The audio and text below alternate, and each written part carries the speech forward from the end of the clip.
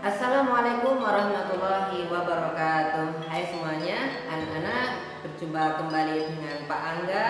Dan hari ini kita akan belajar pendidikan agama Islam. Dengan tema kita kali ini adalah Toharoh, bersuci. Sebelum kita lanjut ke materi, kita memohon kepada anak-anak untuk berdoa kepada Allah, semoga kita diberikan kelancaran dan kemudahan dalam memperdalam ilmu agama. Oke, berdoa mulai. Bismillahirrahmanirrahim. Untuk selanjutnya anak-anak, kita bisa buka buku modulnya, PAI-nya halaman 17 yang anak-anak mungkin sudah terima ya. Halaman 17 tentang Toharoh. Toharoh itu apa sih? Toharoh itu adalah bersuci. Nah, bersuci karena ada hadis yang menjelaskan at-tahuru syatrul iman. Kebersihan adalah sebagian dari iman. Jadi kita perlu menjaga kebersihan karena dengan kebersihan itulah bisa jadi syarat sah kita untuk beribadah kepada Allah. Karena ada beberapa ritual ibadah yang kalau kita itu tidak bersih, maka kita tertolak dalam melaksanakan ritual itu. Misalnya sholat tetapi kita terkena jilatan anjing. Nah, terus kita tidak membersihkan itu, akhirnya sholat kita tidak diterima.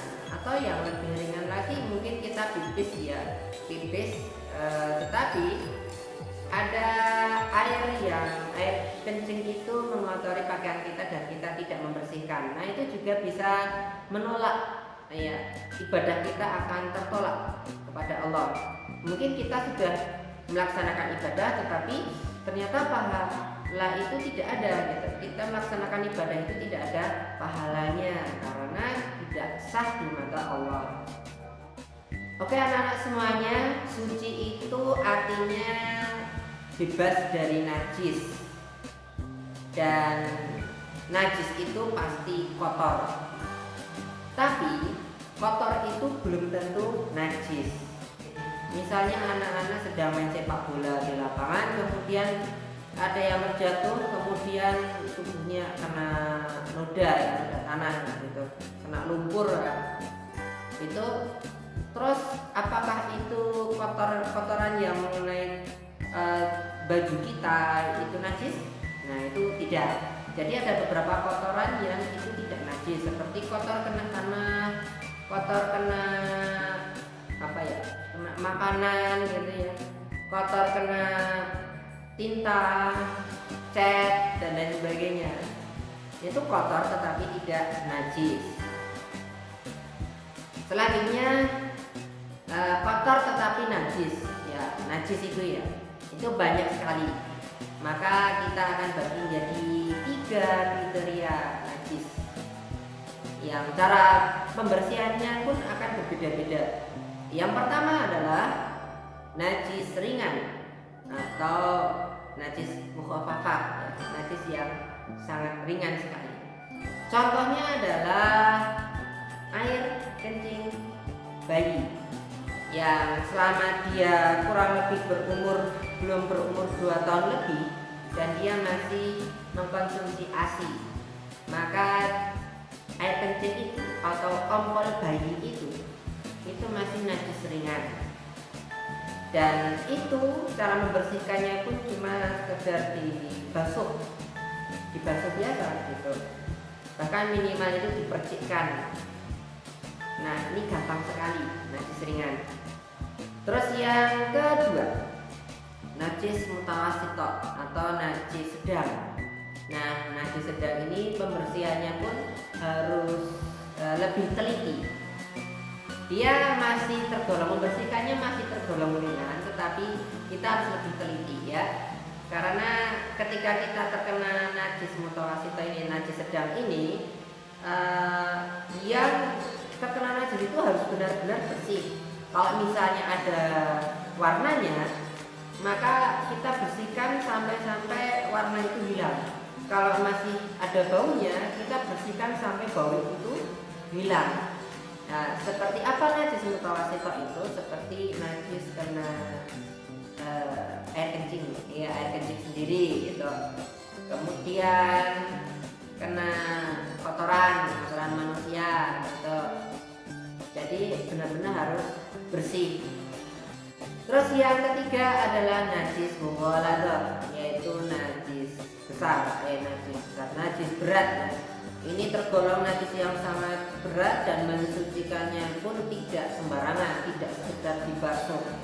Yaitu najisnya antara lain adalah najis kena anjing atau babi atau keturunannya gitu ya.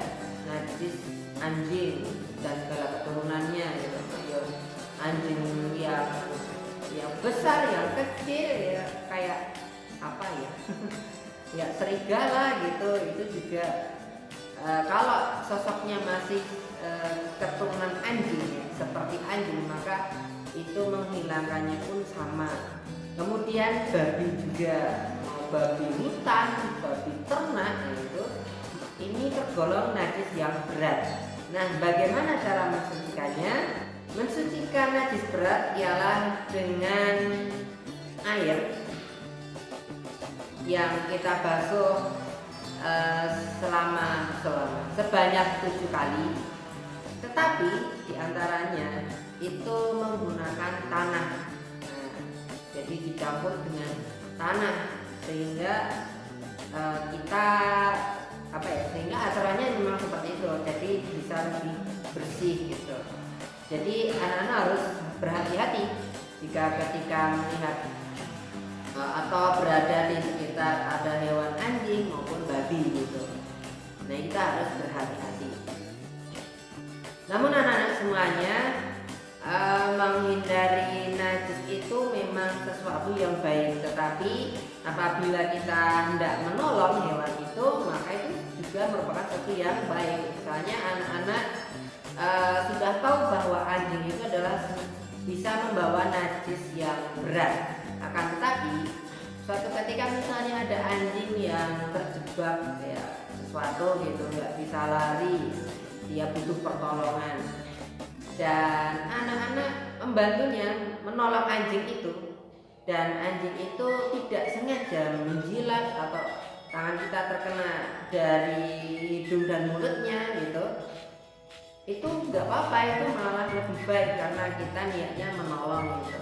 Selepas itu kita bersihkan bagian-bagian yang terkena dari mulut hidungnya anjing itu. Jadi begitu anak-anak semuanya.